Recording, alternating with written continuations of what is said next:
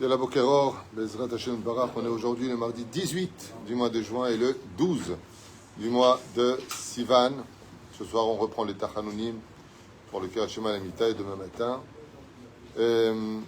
Alors, le premier cours de la journée, Bezrat Hashem Barach, Sheniske Agdil Torah Ul Adira. Hier, pendant la Choupa, j'ai rencontré dans un grand Mazel Tov pour la famille Touboul et la famille Ben Loulou. Nous avons le mérite de marier leurs enfants. Bezrat Hashem, qu'ils aient le bonheur d'avoir une belle descendance sur le chemin de la Torah Mizot Masim Tovim. Et ainsi pour toutes les bnotes Israël qui rencontrent vite un bon zivouk. Pour toi aussi cette année, si Dieu veut. Pour Abigail, Bat Miriam, Shem Rechota. Et Kolam Israël, il y a tellement de noms qu'on ne va pas commencer avec ça. Aval Bezrat Hashem, Shinskeli Yeshuot Ve Nechamot. Alors, dans la liste de nos cours, Bezrat Hashem, Shur acheté ce matin par Valérie Chastan. Pour une bonne santé pour elle-même, dans le mérite de cette étude, la réussite de ses enfants.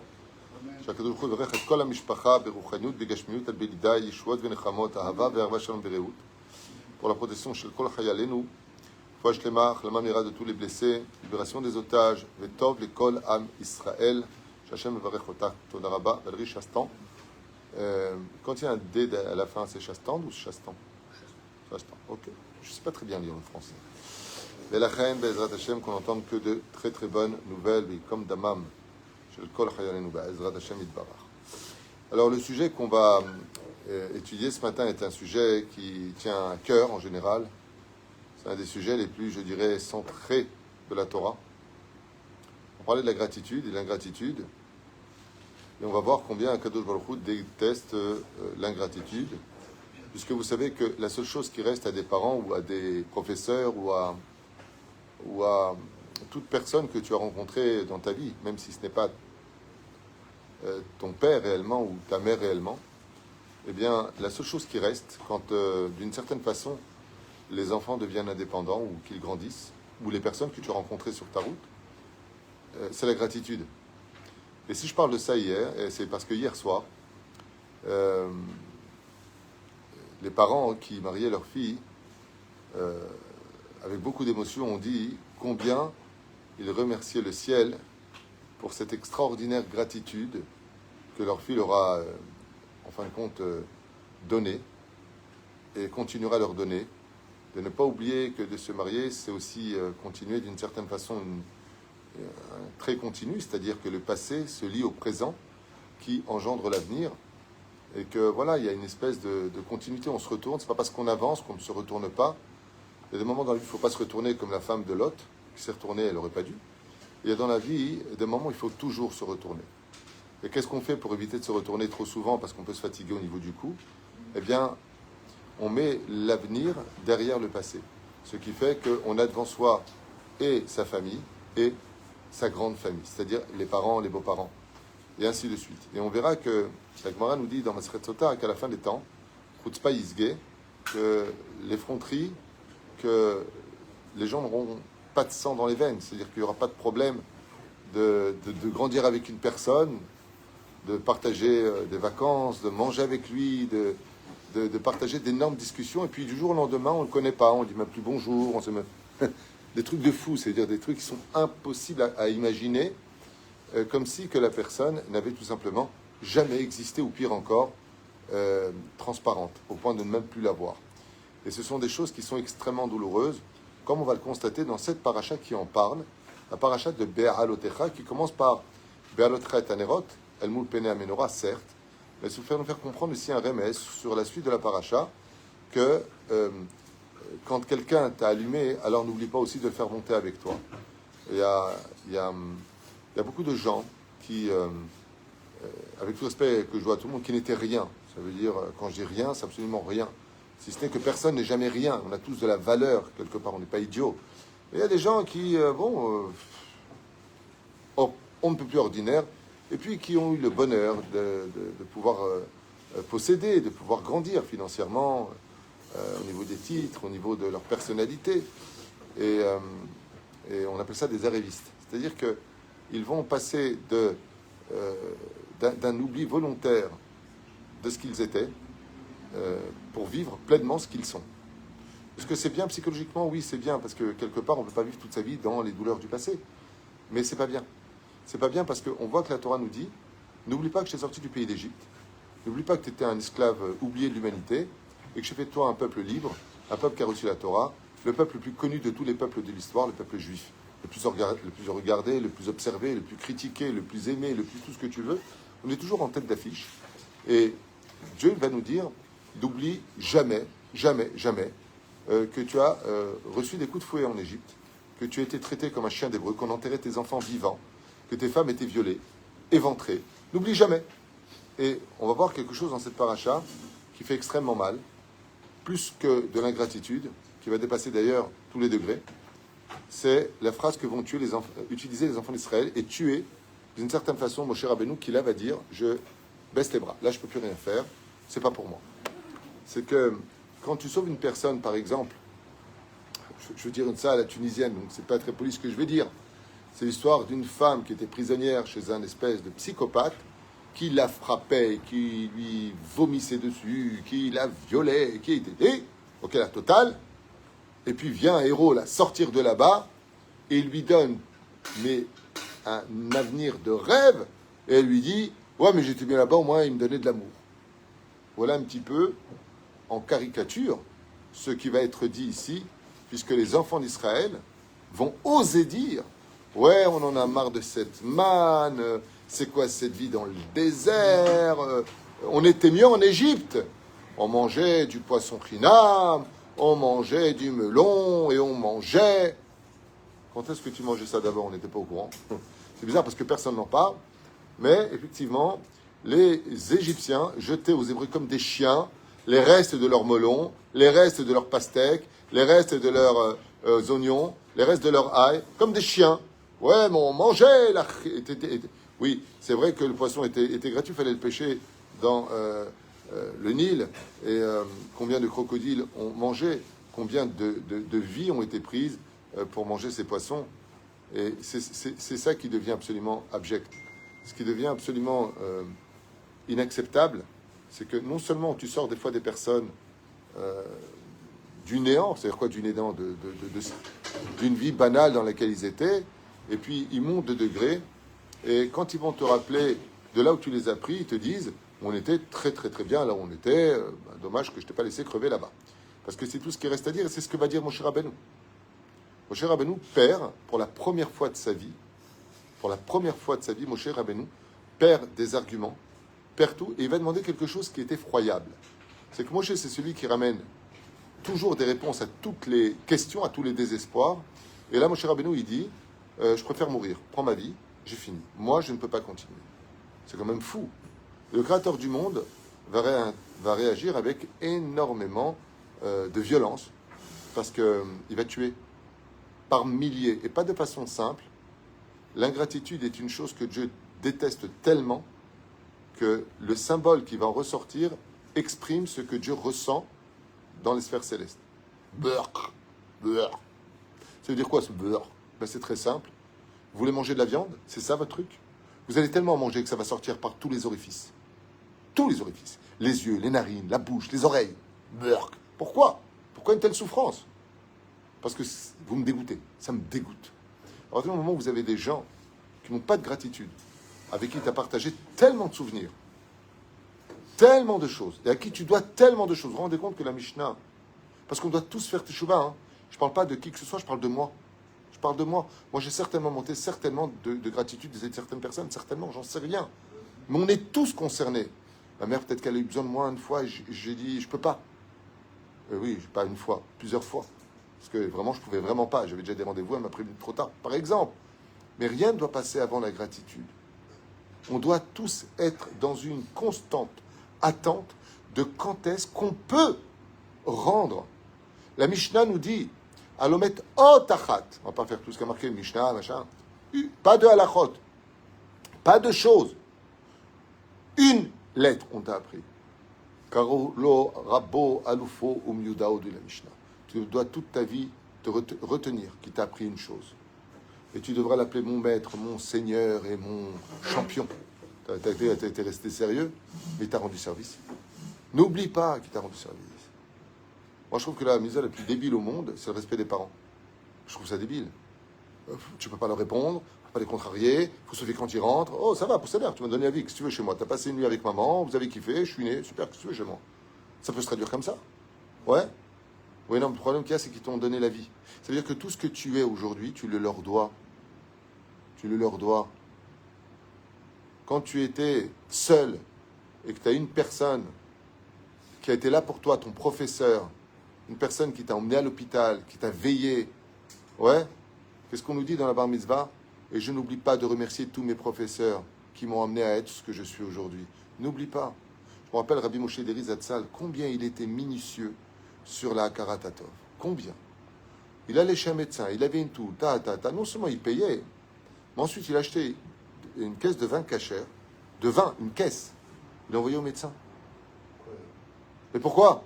Il dit parce que je vais mieux, grâce à lui. Il a été payé, c'est son métier, que tu veux. Mais peut-être qu'il a été payé, mais ma santé, elle vaut plus que ce que j'ai payé. Combien on est prêt à donner dans notre vie? Je ne veux pas donner son nom parce que je ne sais pas s'il me le permettrait, mais j'ai connu une personne très religieuse qui n'avait pas du tout de sentiment pour sa femme. On a dit ouvertement, je la regarde, pour moi, c'est une étrangère, quoi. Je l'aime pas. Je l'aime pas. Je l'ai aimé, il y a eu des trucs, puis j'ai été très déçu. Et ma déception m'a amené à avoir une espèce de fissure au niveau de mes sentiments, et je l'aime pas. Alors je lui ai dit, pourquoi tu restes avec cette femme? Il dit, mais je peux pas la quitter. Je dis, pourquoi? À cause des enfants? Mais non, ils sont mariés. Alors pourquoi tu restes si tu n'as pas de sentiments? Et je vois comment tu la respectes et comment tu la mets sur un piédestal. Il m'a répondu la phrase suivante, je vous promets, hein, c'est ces mots. Il m'a dit, il y a très longtemps de ça, quand on s'est marié, je suis tombé malade. Je suis tombé malade. Et celle qui m'a veillé pendant une semaine à ma santé, à m'apporter de l'eau, à la cuillère, elle me donnait à manger, à me laver. Et elle me poussait, elle me mettait le plastique pour pas que l'eau, parce que je n'arrivais même pas à me lever. Elle m'a soigné pendant une semaine. Elle m'a redonné le goût à la vie. Elle me parlait pendant que j'étais malade, j'étais fiévreux. Et la nuit à 3 heures du matin, elle me cherchait de l'eau, elle vérifiait que j'avais bien bu. Elle me regardait le front. Comment tu veux que je quitte une femme à qui je dois tellement? Elle a été moi quand j'étais au plus bas. Et moi, je vais la laisser maintenant? Et on m'a dit, je peux pas, sinon toute ma Torah ne vaut rien. Je lui dis, tu m'as donné c'est il y a très très longtemps de cette histoire. Je lui dis, tu m'as donné une très grande leçon. Zéa Torah. Je lui dis, toi, tu as de la vraie Torah. On peut être très fort comme un ordinateur qui retient bien des choses. La question est de savoir qu'est-ce que tu fais de cette Torah. Cette femme qui t'a donné des enfants, cette épouse qui te met la table tous les jours ou le Shabbat, qui est là pour toi, qui t'empêche de fauter parce qu'elle est présente pour toi alors qu'elle n'a pas forcément envie d'être avec toi. Comment tu peux oublier ça? Ce mari qui t'a dit oui, en qui t'a fait confiance, comment tu peux lui crier dessus? Comment tu peux lui dire casse-toi de ma vie? Comment on peut en arriver à une telle déchéance morale? Cette paracha de Be'ahalotecha nous fait comprendre que des fois dans la vie, il faut allumer la lumière dans l'obscurité pour se rendre compte de toutes nos erreurs et combien on a intérêt à demander pardon. Ce qui est très curieux, c'est que là, par contre, des exemples, j'en ai à l'infini. C'est que bien souvent, des gens qui sont tombés de façon assez violente, du jour au lendemain, tout a basculé, maladie sur maladie, faiblesse, ils sentent la mort qui rôde autour d'eux. C'est très curieux, ce que j'ai pu constater personnellement, et ce dans tous les pays où j'ai été. D'un coup, leur premier souci, c'est « mince, j'ai été ingrat. Viens, je te demande pardon. Viens, on fait la paix. » Il faut des fois briser, ou plutôt plonger le monde dans une obscurité absolue pour qu'on dise, il serait temps d'aller allumer la lumière pour commencer à voir où on met les pas de notre vie. Combien il faut faire attention à cette notion. Alors je voudrais vous lire un petit peu ce qui s'est passé ici, ensuite plonger sur les réactivités de Dieu et de Moshe Rabbeinu. Parce que ce qu'il y a de très curieux, c'est que quand Moshe demande à mourir dans cette paracha, Dieu tue-moi. Il lui dit tue-moi, je peux plus. Dieu peut tout supporter, hein. La faute du veau d'or, les méraglim, le lachonara, il peut supporter tout ce que tu veux. Mais l'ingratitude, Moshe dit là, je peux pas. C'est-à-dire que j'ai une limite rouge, c'est l'ingratitude. après tout ce que j'ai fait pour toi, et la personne te répond, je t'ai rien demandé. J'ai connu mes propres connaissances, des parents qui ont tout donné à leurs enfants, tout. Ouais. Et entendre les enfants plus tard dire, je me suis fait tout seul.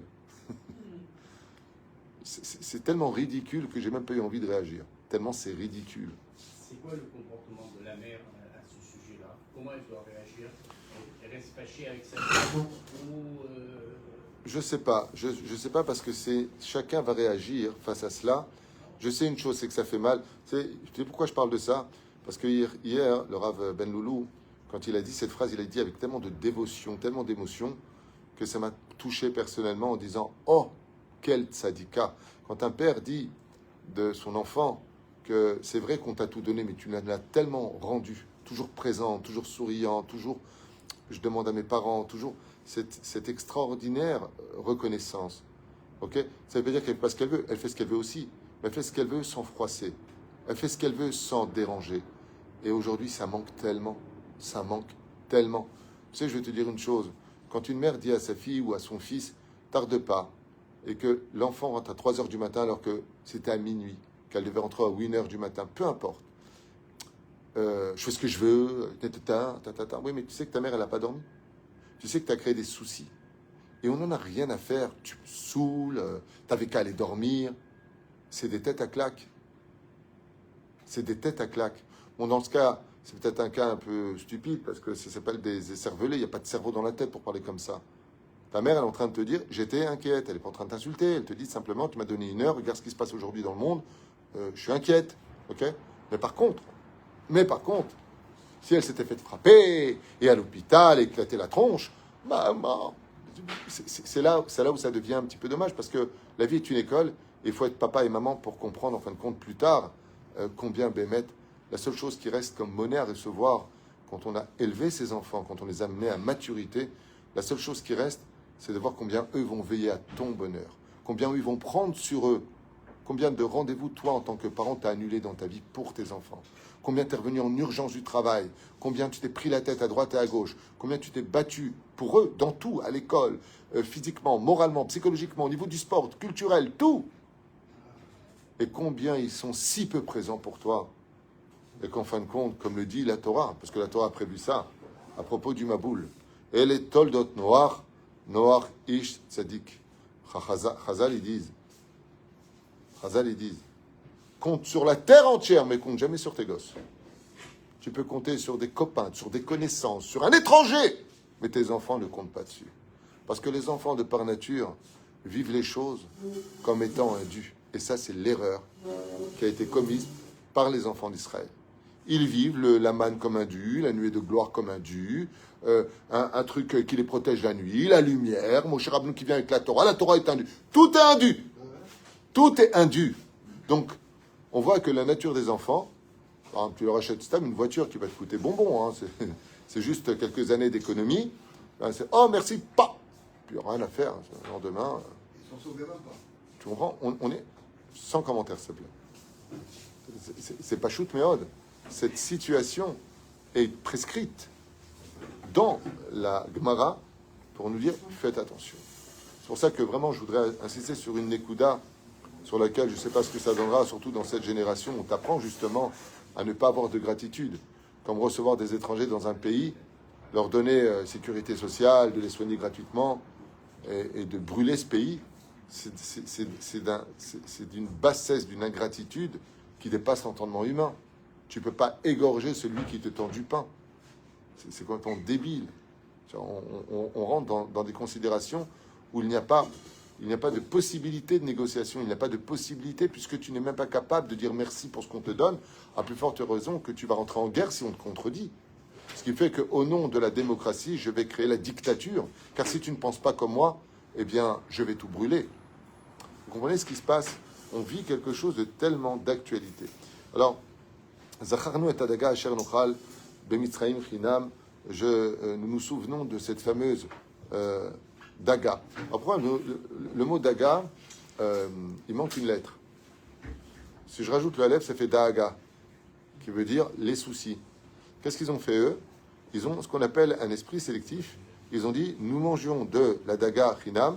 Et ce qu'ils voulait dire, en réalité, dans la réalité, c'est nous étions constamment inquiets gratuitement. C'est-à-dire que le but principal des Égyptiens, à cette époque d'esclavage absolument qu'on appelait le cours à Barzel, le Gehinam, c'était tout simplement de créer constamment des soucis, c'est-à-dire de prendre des enfants, de les kidnapper exprès pour que les parents meurent de soucis.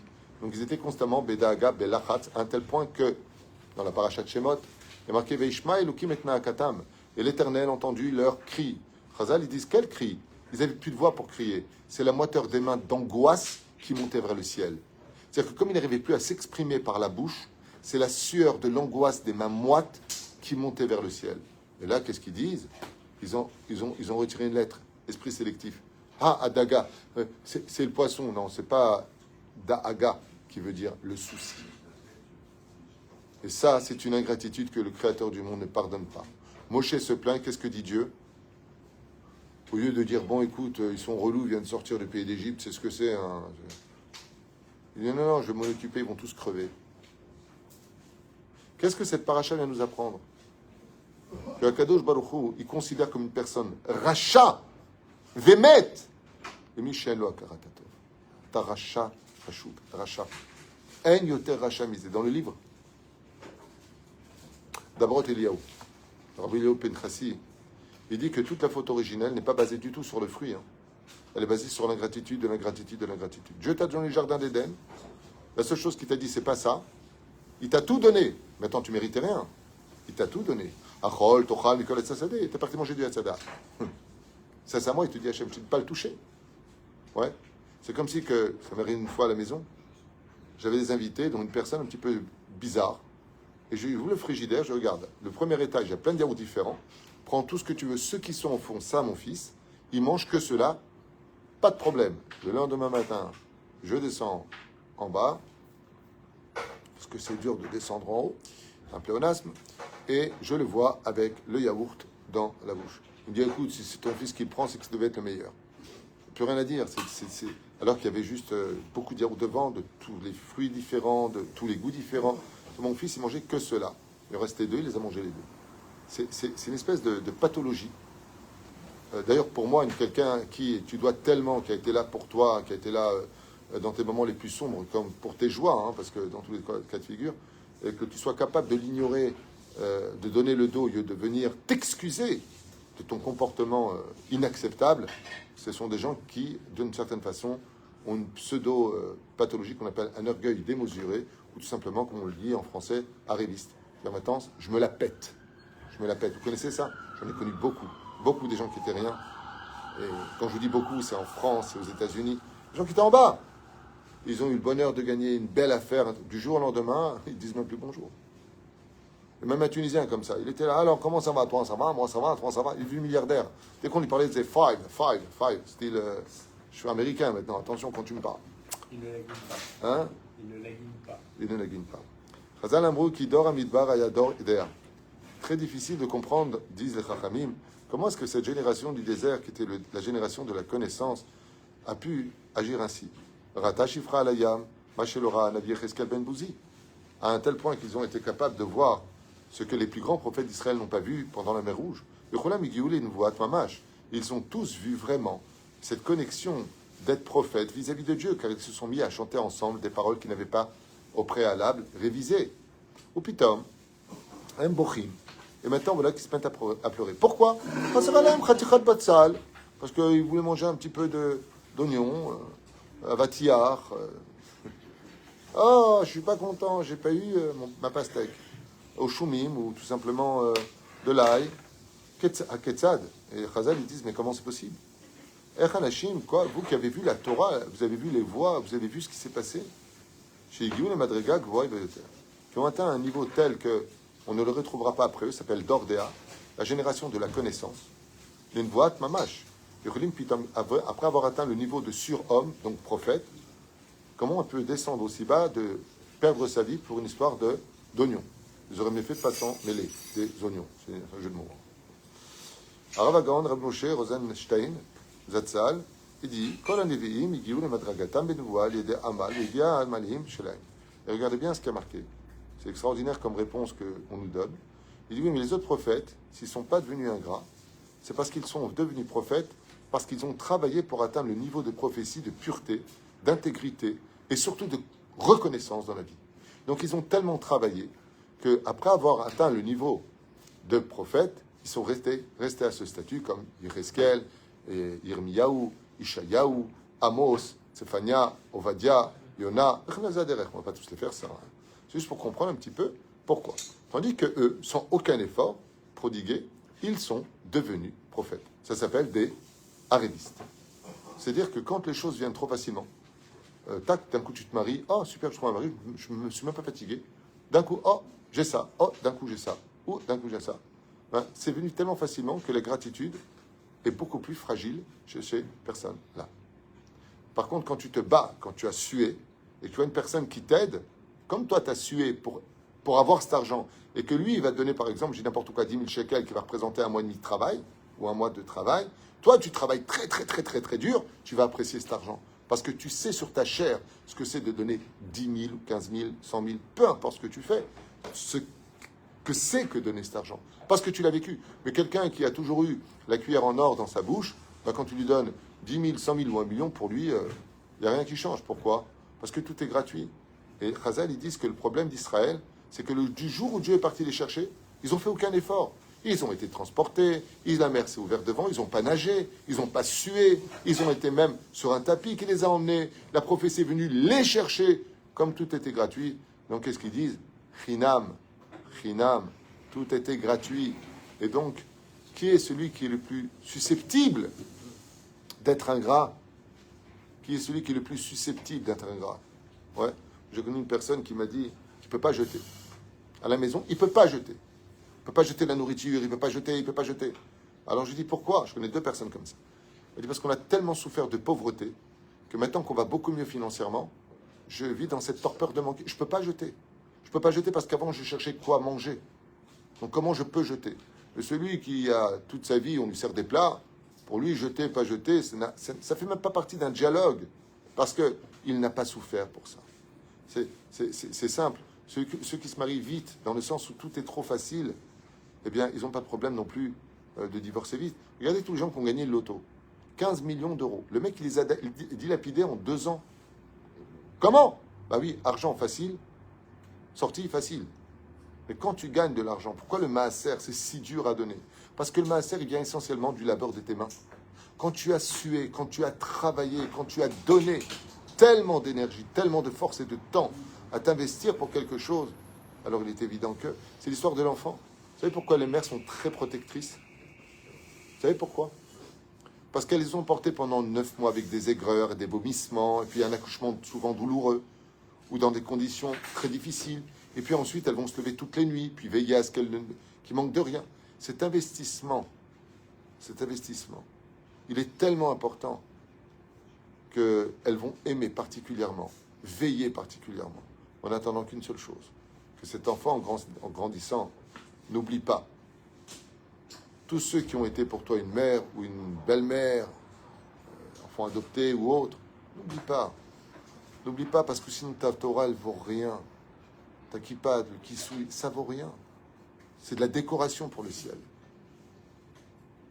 Cette explication-là que je viens de donner, que c'est de la décoration pour le ciel, vous retrouverez dans le Rav Léo Pinchas, c'est celui qui le dit. Et encore une fois, il n'y a pas une personne ici qui peut dire de qui il parle. Je parle de nous tous. Je parle de nous tous. Nous tous. Et je peux le mener même à l'échelle nationale. Même à l'échelle nationale. Celui qui ne prie pas pour nos soldats, c'est un ingrat. Celui qui ne remercie pas tous ceux qui ont construit ce pays, sans regarder constamment, regarde ce qui se passe de mauvais, c'est un ingrat. C'est un ingrat. Alors c'est vrai que les choses auraient pu être faites différemment, mais regardez les routes qu'on a, les lumières sur la route, le Gvichèche qui te permet de pouvoir couper le pays beaucoup plus rapidement, ces magnifiques immeubles, ces appartements, il n'y a pas de quoi être jaloux de personne. C'est aussi de l'ingratitude que de critiquer ceux qui n'étaient pas dans les mitzvot, sous prétexte qu'ils n'avaient pas encore fait de tchouva, alors qu'ils t'ont construit un pays. N'oubliez pas tout ça. N'oubliez pas qu'un médecin, qu'il soit juif ou pas juif, quand il te sauve la vie, tu lui dois ta vie. N'oubliez pas tout ça. Sinon, notre Torah ne vaut rien. Et la preuve en est, qu'est-ce qu'il dit ici? Dordéa. Et alors? Eh bien, il les a tous tués, Dieu. Oh, pourquoi il les a tués? Vous savez, je vais vous faire une parenthèse importante. Une parenthèse qui a peut-être jamais été enseignée et qui me tient à cœur.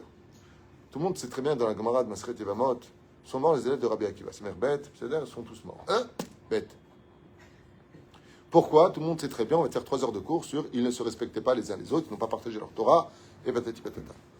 Il y a une explication que personne ne connaît, j'aimerais partager. Personne, c'est très orgueilleux de dire personne. Mais comme je m'appelle personne, alors je vais le dire au nom de personne. C'est un enseignement du Hadat.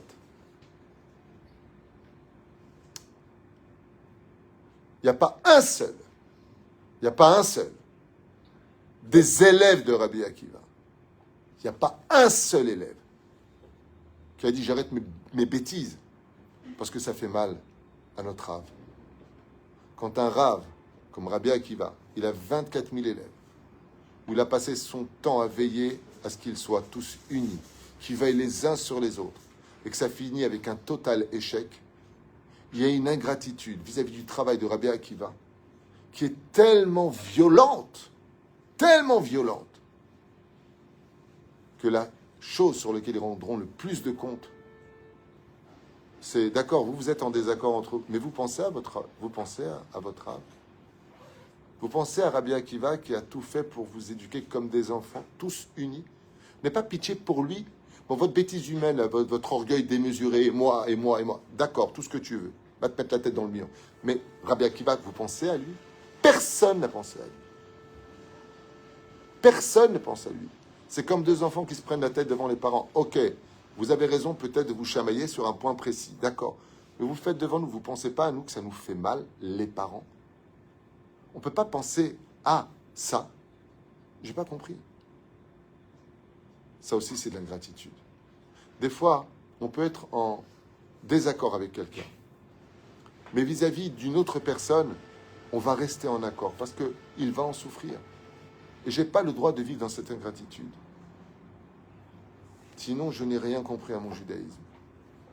C'était sympathique, là, faut pas dire. 1h20, ouais. Punaise. Alors, Zema Shekatou. Et il dit comme ça, et Vezot, Kedel Archiram, les Kabbalat Torah, Ava Bepniutam, Loishtanta. Pourquoi Dieu, dans ce cas-là, qui est éducateur et connaît tout, il a tout donné gratuitement aux enfants d'Israël? Il répond parce qu'il devait vite recevoir la Torah. Ce qui fait que d'extérieur, les enfants d'Israël, oui, avaient changé. Ils étaient devenus prophètes, Israël et Ashira Azot. Très bien, mais intérieurement, ils n'étaient pas encore construits. Mais la fin, le créateur du monde a commencé à serrer un peu les boulons pour que le Hamal rentre en condition, c'est-à-dire les efforts rentrent d'enfin dans le chemin des enfants d'Israël. Défaites les tentes, refaites les tentes, on y va, on s'arrête, on monte, on descend. Hey, c'est un camp militaire ou quoi? Il dit oui. Igi Azman, est venu le temps pour vous de marcher seul. Et on voit que quand Israël s'est ouverte à eux et qu'ils ont vu qu'il fallait qu'ils retroussent leurs manches, ils ont tous rebroussé chemin. Parce qu'ils se sont habitués. Ils se sont habitués à la facilité. RMI, RSA, Bitoach Leumi, Bitoach Taras, Blissof. Yad, chez Sarah et Ara, Sarah Gamadouva, Emma, Bechazrou, Liot, Anashim, Pshutim. On vit que quand, là, c'est très beau ce qu'il dit ici. Il dit, ils étaient des esclaves simples en Égypte. Dieu a retiré tout ce qu'il leur a donné gratuitement. Qu'est-ce qu'on a retrouvé? Anashim Pshutim, des gens ordinaires. Waouh! Amrouba Midrash Rabba. Vechi lo ayuz kenim koden lachem. Il n'y avait pas de à propos du verset de Mer Hashem, El Moshe, Efsa lishivim ish bizikne Israël. Et là, il dit comme ça, Roim anu mikan shiroim la'anesh al yedei HaKadosh Baruch Hu, et là, sheimtin la'em HaKadosh Baruch Hu, ve'em nisrefu, kasher nitavu ota ta'ava, shenemar ve'asafsuf, ve'ha'a safsuf, asher bikirbo itavu ta'ava, uma'u asafsuf, elu hasanedrin. Qui est tombé aussi dans le piège? Les anciens et le Sanhédrin. Le créateur du monde lui-même viendra les brûler. Ils sont morts d'une séréfa, d'une épidémie, qui les ont brûlés de l'intérieur. Omer al-Yedem Moshe, Vechi ezot ha'ava nitavu otam shivim zekenim. Et ceux qui auraient pu servir d'exemple pour sauver les enfants d'Israël, c'est pour ça que Moshe est complètement perdu. Parce qu'il se retourne vers qui? Vers ses bras droits. Et il se rend compte qu'eux-mêmes, ils sont d'accord avec le peuple. Ils se plaignent. Shenitavu lirot ou la'atzitz b'ashrina. Donc, il a aussi voulu regarder la Shrina, car Nisrefu, Kemo Shekatu, ותברא בם אש, השם ותאכל בקצה המחנה, ובקצה המחנה, בקצינים. מה זה בקצה? On dit katzin, c'est quoi? Les hauts gradés. Et eux aussi ont été touchés. En tout cas, quoi qu'il advienne, même si on peut dire que les Ékénim, les anciens, n'ont pas été touchés par leur âge de certaines envies, ils n'ont pas eu la force de retenir, en tout cas les enfants d'Israël, de se plaindre. Deux choses à retenir de cet enseignement, c'est que quand Dieu te donne tout, arrête de te plaindre. Comme vous le savez, si Dieu déteste une chose, ce sont les gens qui se plaignent. C'est ce qu'il y a de plus terrible, de se plaindre constamment. Tu as le droit de prier pour que ta vie s'améliore, mais arrête de te plaindre.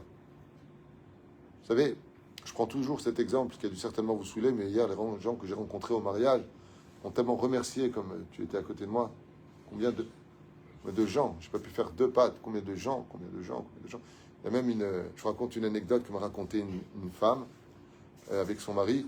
Elle m'a dit, il faut que je vous raconte quelque chose. Nous, on vous suit. Je sais, puisque quand on me demande comment je vais, je dis, je me fais suivre. Et ma maman, les dernières années avant de partir, elle vous suivait tous les cours. Elle les a rattrapés, elle suit. Du matin au soir, elle regardait vos cours. Et quelque temps avant de partir, elle lui dit, j'ai oublié, comment il s'appelle le rabbin tunisien sympathique, là, que tu me mets, qui parle très, très, très, très vite. Alors, elle lui dit, le Rav Tuitou? Mais pourquoi tu dis qu'il parle très, très, très vite? Quand elle lui mettait mon cours, comme elle voulait tous regarder, elle lui faisait x2. Faisait x2. Donc, elle ne savait pas que c'était x2. Donc, elle pensait que je parlais extrêmement vite.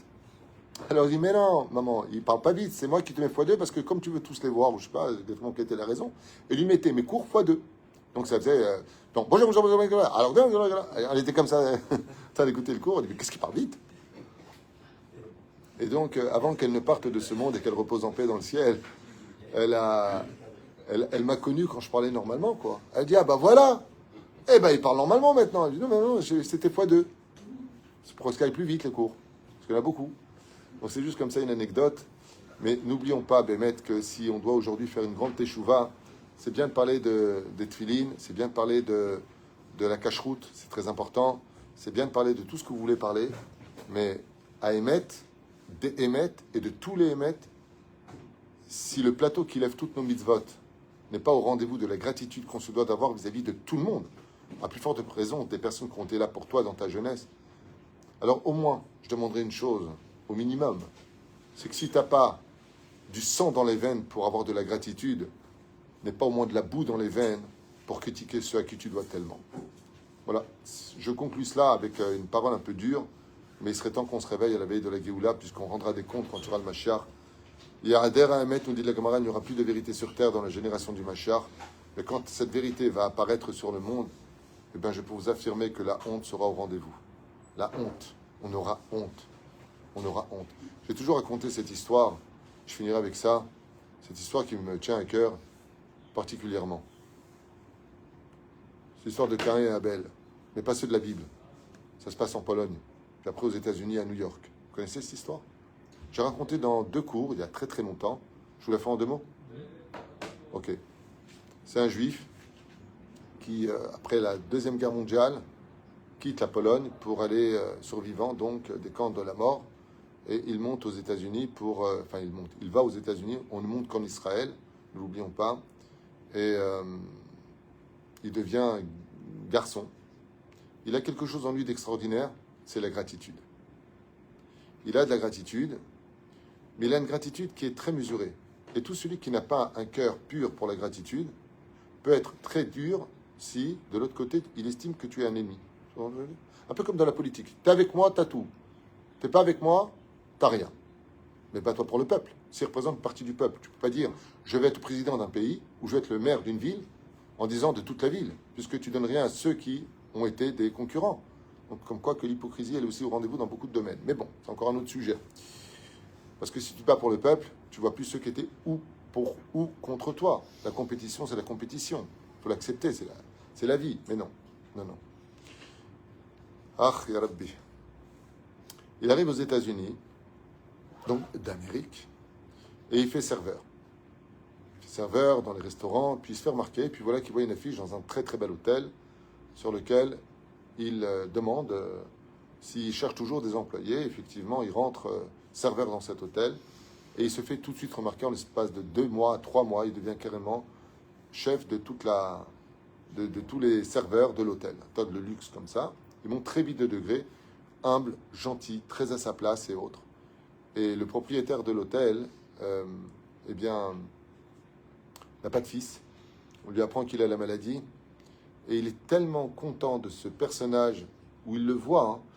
Il voit quelque chose qui est par terre, il le ramasse, il le met à la poubelle. Erpatlo. Et pour lui, comme il n'avait pas d'enfant, ce propriétaire de cet hôtel, c'était son fils. L'hôtel, c'était son bébé. Et comme il voyait que le seul qui prêtait attention à l'hôtel, comme si c'était son propre hôtel, avec tellement de dévotion, il a appelé en lui disant je te concède l'hôtel, mais il faut que tu saches une chose. Il y a des normes qui ne correspondent plus aux nouvelles lois de la sécurité et de la santé. Il va falloir que tu fasses beaucoup de travaux. Et j'ai eu des problèmes d'argent aux cartes. Et Kitsour, il lui explique la situation.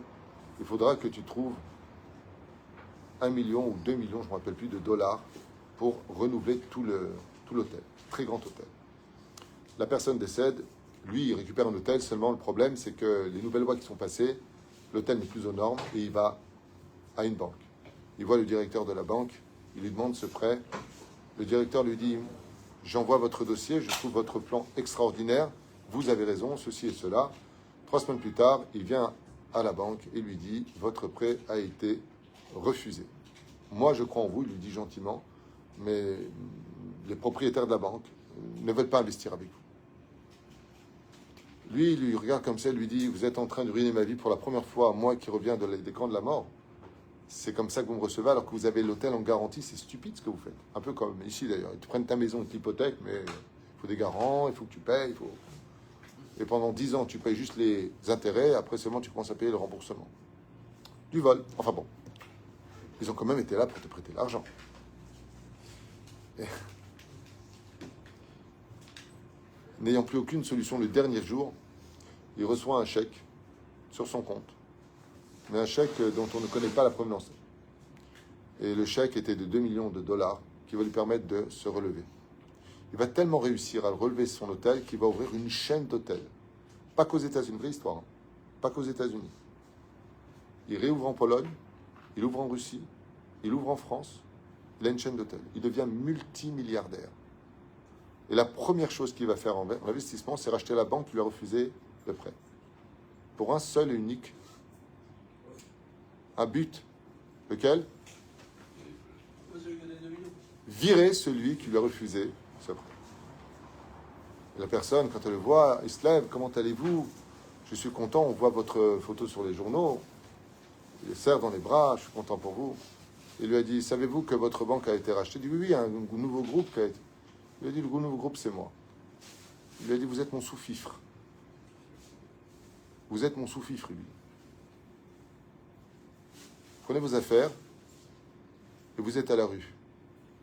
Il lui dit, je m'inquiéterai toute ma vie à veiller à ce que vous ne retrouverez plus jamais de travail. Puissant comme je suis, personne ne vous prendra. Et ce banquier qui était directeur de banque, Betsachakol, s'est retrouvé à essayer de lui parler à maintes reprises et il lui a refusé. Dégage. Les soucis, les larmes que j'ai versées, tu les verseras. Vous voulez se venger. Autant je peux avoir de la reconnaissance, autant je peux mettre un terme à l'existence. Et voilà que les années vont passer. Souvent, cette personne devient SDF. Il est à la rue, il vit dans un tout petit endroit, il a tout perdu de sa villa, tout a été pris. Et les événements ont fait que 20 ans plus tard, sa fille rencontre le fils de l'autre. Ils sont fous amoureux l'un de l'autre. Et le fils, qui est les yeux de son père, donc il s'appelle Caïn, l'autre s'appelle Evel dans l'histoire. C'est peut-être pas des vrais noms, j'en sais rien. En tout cas, c'est comme ça que c'est marqué. Et ils font connaissance. Et puis le jour où il y a la rencontre des parents, tu sais, c'est une fille qui est très très pauvre. Et bon, lui, il est dans un château, bien sûr. Et quand il se retrouve nez à nez avec lui, il s'en va sur sa canne et il ne veut pas lui parler. Il ne veut pas lui parler jusqu'au jour où il apprend que le père de cette fille est rentré à l'hôpital, New York, mourant. Et quand il arrive pour le voir à l'hôpital, le voir crever, parce qu'il est venu pour le voir crever, on lui annonce qu'il est déjà mort. Le problème qu'il y a, c'est que il descend en bas, et quand il rentre en bas, bon, c'est un peu spécial comme histoire, il rencontre une personne qui vient le voir, et c'est que cette personne, c'est la fille. C'est la fille qui lui dit, j'ai retrouvé une lettre avec un timbre qui n'a jamais été envoyé. Elle lui donne, parce qu'il y a votre nom dessus. Et cette lettre disait tout simplement qu'il y a plus de 20 ans en arrière, celui qui lui avait envoyé l'argent personnel, qui avait vidé ses comptes, c'était son père. Quand il lit cette lettre, des torrents de larmes coulent sur ses joues, des torrents de larmes. Il dit quoi? J'ai tué celui à qui je dois toute ma vie et tout mon argent, toute ma réussite. Et il avait marqué, mon cher ami, moi j'ai cru en votre projet. Mes supérieurs ne l'ont pas accepté. J'ai pris tout ce que j'ai mis de côté. J'ai vendu ma deuxième maison pour vous soutenir. Et je n'ai jamais eu le temps de vous le dire. J'attendais que vous réussissiez pour vous l'annoncer. Seulement, lui, il lui a fermé toutes les possibilités de venir lui parler. Et il meurt sur le banc d'une crise cardiaque. Il meurt de tristesse. Le cœur brisé, il dit, avant de mourir, je ne me pardonnerai jamais d'avoir tué celui à qui je devais tout. C'est-à-dire que ma seule richesse, c'était la gratitude. Et là, j'ai tué celui à qui je devais tout. Et il meurt. Eh bien, je trouve que c'est un film, hein, vous pouvez le retrouver à l'occasion. J'ai vu ça il y a 36 ans, 38 ans. Hein? Ce n'est pas le riche et le pauvre. Non, ça s'appelle Cain et Abel. Mais je crois que tu as raison. Non, peut-être. Le riche et le pauvre, je ne sais pas. En tout cas, je trouve... c'était basé sur une vraie histoire. Maintenant, encore une fois, tu sais comment c'est les films. Et j'ai vu ce film et j'ai vraiment retenu ce film parce que les acteurs sont exceptionnels. Et quand tu vois comment il pleure sur le banc et il se prend la tête, sachez que ça, on va tous le vivre à 120 ans dans le monde de vérité quand Dieu va nous montrer grâce à qui on a tellement réussi, combien de gens on a eu sur notre chemin, qui ont été des tremplins de notre réussite, qu'on a dénigré, qu'on n'a pas invité, à qui on n'a même pas dit bonjour, alors qu'on aurait dû leur embrasser les mains. Ne l'oubliez pas. Alors, Adonai le Olam, Amen, ve Amen.